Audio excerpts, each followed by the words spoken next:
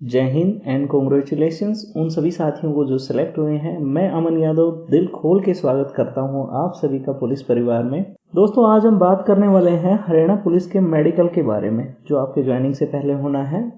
उसमें कौन कौन से बॉडी पार्ट्स की चेकिंग होगी, क्या आप चश्मे या लेजर करवा सकते हैं, एलिजिबल हैं आपने अगर ऐसा कर रखा है तो आपका A to Z जो भी मेडिकल प्रोसेस है उसके बारे में पूरी अच्छे से बात करूँगा। इसके साथ साथ मैं आपको बात करूँगा कुछ टिप्स और ट्रिक्स पे जो आपकी इस मेडिकल प्रोसेस के दौरान आपके लिए बेनिफिशियल होगी। और हाँ, इसके साथ साथ जब आप प्रमोशन के लिए जाएंगे तो वहाँ पे भी वो चीज़ें आपकी हेल्प करेंगी। तो वीडियो को पूरा ज़रूर देखिए। तो चलिए स्टार्ट करते हैं। सबसे पहले आपके ग्रुप्स बना दिए जाएंगे जिसमें 50 से 60 बच्चे होंगे। उनके साथ आपको 1 या 2 पुलिस ऑफिशियल्स उनके साथ आपके दे दिए जाएंगे, जिसमें आपके हेड कांस्टेबल से ऊपर की रैंक के ऑफिशियल्स होंगे। वो आपको गवर्नमेंट बसेस में ले जाकर सिविल हॉस्पिटल्स में छोड़ देंगे जो डिफरेंट डिस्ट्रिक्ट्स के होंगे। आपको एक नहीं, डिफरेंट डिस्ट्रिक्ट्स में भेजा जाएगा।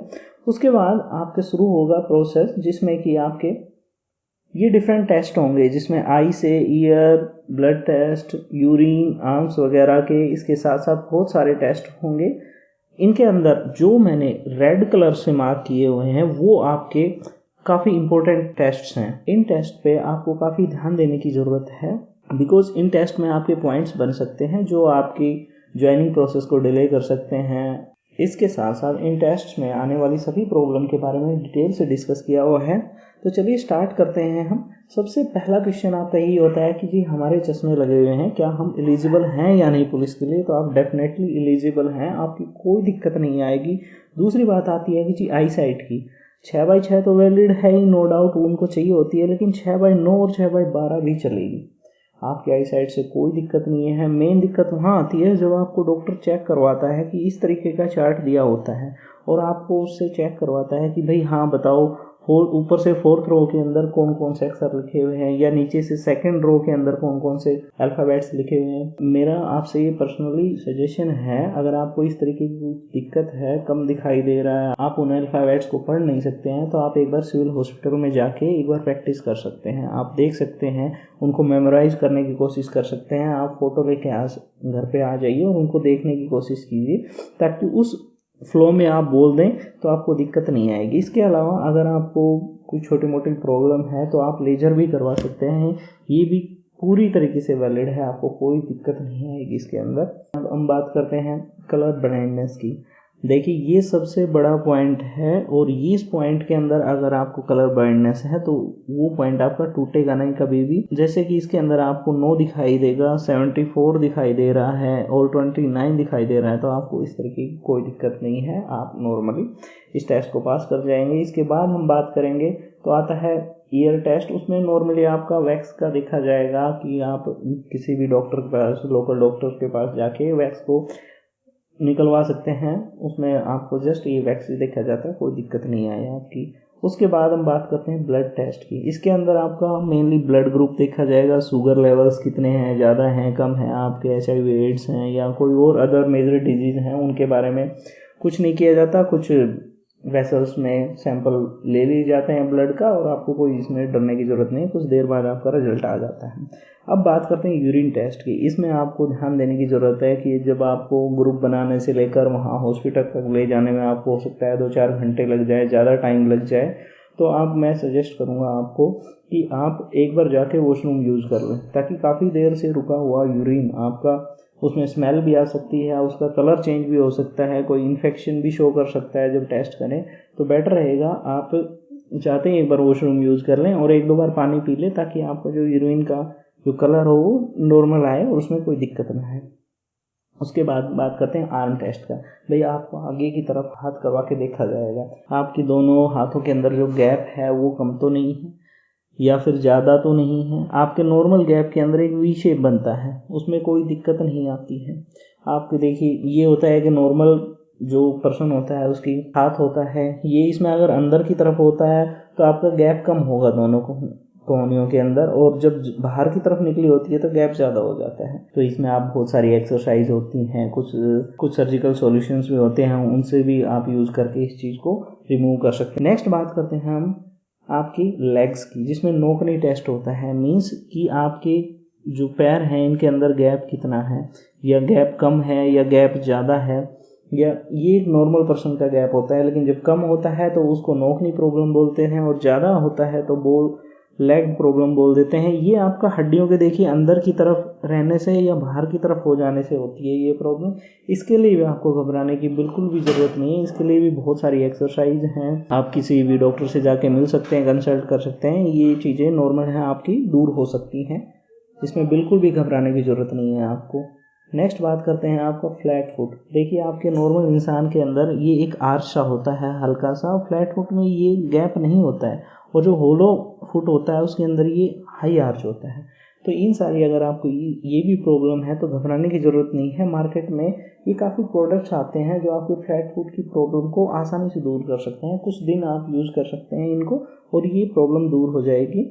नेक्स्ट हम बात करते हैं आपके बीपी की और इसके साथ साथ ईसीजी की। देखिए बीपी के अंदर 120/80 होता है नॉर्मल एक इंसान का, जो रिलैक्स मोड में होता है, लेकिन आप वहाँ पे होंगे तो हो सकता है आपका बीपी 125 पे चला जाए। वहाँ पे नर्वस होता ही है इंसान, 90 पे आ जाए या 115 पे चला जाए या 70 पे आ जाए, तो आपको बिल्कुल भी घबराने की ज़रूरत नहीं है। ये एक नॉर्मल प्रोसीजर है, आपको इसको इतने ही नॉर्मल तरीके से लेना है।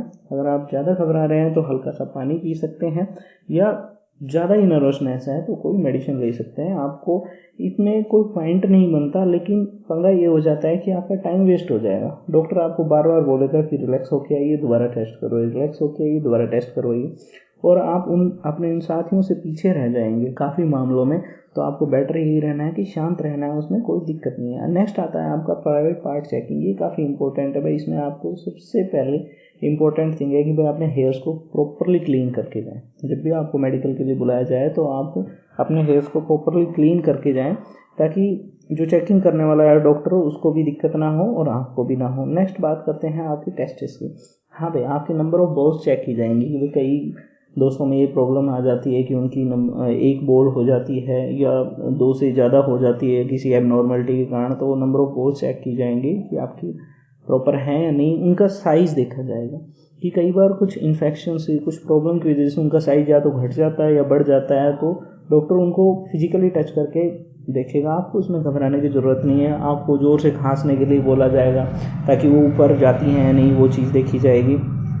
इसके बाद आता है आपका वीनस का, उसमें स्किन हटवा के आपकी इन्फेक्शन का चेक किया जाएगा। नॉर्मल है, कोई घबराने की ज़रूरत नहीं है। हाँ, पाइल्स चेकिंग की जाएगी। अगर किसी भाई को इस तरीके की प्रॉब्लम है या तो उसको मेडिसिन से ठीक करवाएं, या फिर अगर ज़रूरत पड़ती है तो आप ऑपरेशन ज़रूर करवा लें। इसमें 3 से 4 या 5 दिन जो भी लगता होगा टाइम में वो ठीक हो जाएंगी। आपको मेडिकल के टाइम में इस चीज़ की प्रॉब्लम नहीं होगी। बात करते हैं आपके टैटू की। बहुत सारे कमेंट आते हैं कि भाई सर हमने टैटू करवा रखा है तो क्या मुझे हटवाने की ज़रूरत है या नहीं। देखिए ये आप पे डिपेंड करता है। इस तरीके के छोटे टैटू आपने ओम बनवा लिया या नाम वगैरह लिखवा लिया, ये वैलिड है, इनमें कोई दिक्कत नहीं है, आपको कोई प्रॉब्लम नहीं आएगी। लेकिन इस तरीके के टैटू जो आपके बड़े साइज़ के हैं, आर्म्स में, पूरी में है या हाफ आर्म में, मैं सजेस्ट करूँगा आपको कि इस तरीके के टैटूज़ आप रिमूव करवा लें, या तो सर्जिकल टूल्स की मदद से या फिर आज लेज़र से भी आप नॉर्मली इनको रिमूव करवा सकते हैं, ताकि आपको फ्यूचर में दिक्कत ही ना आए, कोई पॉइंट ही ना बने, तो हटवा के जाएं मेरे अकॉर्डिंग आप इनको। नेक्स्ट बात करते हैं, अगर आपको कोई क्यूरीज हैं, आपको किसी भी तरीके की कोई घबराहट हो रही है, कोई पर्सन आ रहा है माइंड में, कोई आपको हेल्प चाहिए वहाँ पे कि भाई मैं तो फर्स्ट टाइम जा रहा हूँ, वहाँ पे कैसे एडजस्ट होगा नहीं होगा, तो उस तरीके की कोई हेल्प चाहिए तो आप इस नंबर पे हमें कॉल कर सकते हैं, व्हाट्सएप या टेलीग्राम भी कर सकते हैं। हमारे साथी बहुत सारे वहाँ पे हैं अभी भी पोस्टेड, तो वो आपकी हर तरीके से। नेक्स्ट बात आती है कि भाई आपका कितना ड्यूरेशन लगेगा इस प्रोसेस में। नॉर्मल 1 दिन में हो जाता है, लेकिन कई बार सीएमओ साहब की अगर होते हैं, नहीं होते हैं अवेलेबल, तो उनके सिग्नेचर रह जाते हैं। हमारे भी केस में क्या रहा था, सीएमओ साहब अवेलेबल नहीं थे, तो वहाँ पे सिग्नेचर करवाने में के लिए हमें नेक्स्ट डे का वेट करना पड़ा था। तो आपको कोशिश करनी है, आपका प्रोसेस तभी पूरा माना जाएगा जब आपके सीएमओ साहब के सिग्नेचर हो जाएंगे। अब मैं बात करूँगा उन टिप्स और ट्रिक्स की। देखिए आप सभी को पता है ये कंपटीशन है और कंपटीशन में हमें एक दूसरे के साथ फाइट करना होता है। तो कंपटीशन यहाँ पे एक चीज़ का और रहेगा कि आप कितनी जल्दी आप मेडिकल प्रोसेस को कंप्लीट करवाते हैं, कितनी जल्दी आप अपनी फ़ाइल को लेके वहाँ पे मधुबन में दोबारा रिपोर्ट करते हैं। वहाँ आपका बेल्ट नंबर मिलने में सबसे बड़ा कंपटीशन होगा, आपका बेल्ट नंबर मिलने में। आप जितना जल्दी इस प्रोसेस को कंप्लीट करवा के जितना जल्दी फाइल सबमिट करवाएंगे उतना ही जल्दी आपको बेल्ट नंबर मिलेगा, उसी के हिसाब से आपको बटालियन मिलेगी। जैसे ही आपका बेल्ट नंबर मिल जाएगा मीन्स आपकी ज्वाइनिंग प्रॉपर हो गई है और ये बेल्ट नंबर आपका इन फ्यूचर लास्ट तक आपका बेनिफिट करवाएगा। जब जैसे कोई लिस्ट निकलेगी आपको डिस्ट्रिक्ट में भेजने की, तो आपको वो बेल्ट नंबर से उठाएंगे, वहाँ से उसको मेरिट को देखेंगे, उस हिसाब से बेल्ट नंबर के हिसाब से आपको डिफरेंट डिस्ट्रिक्ट्स में भेजा जाएगा। प्रमोशंस की बात आएगी तो वहाँ पे भी आपका ये बेल्ट नंबर होगा, ये बहुत मदद करेगा। तो आपको कोशिश करनी है कि इस मेडिकल प्रोसेस को जितना जल्दी हो सके जितना कंप्लीट करवाने की कोशिश करनी है और जल्दी से जल्दी आके अपने फाइल को वहाँ पे मधुबन में ऑफिशियल्स को सबमिट करवाना है। इन लास्ट थैंक यू, आपने अपना इतना कीमती समय दिया।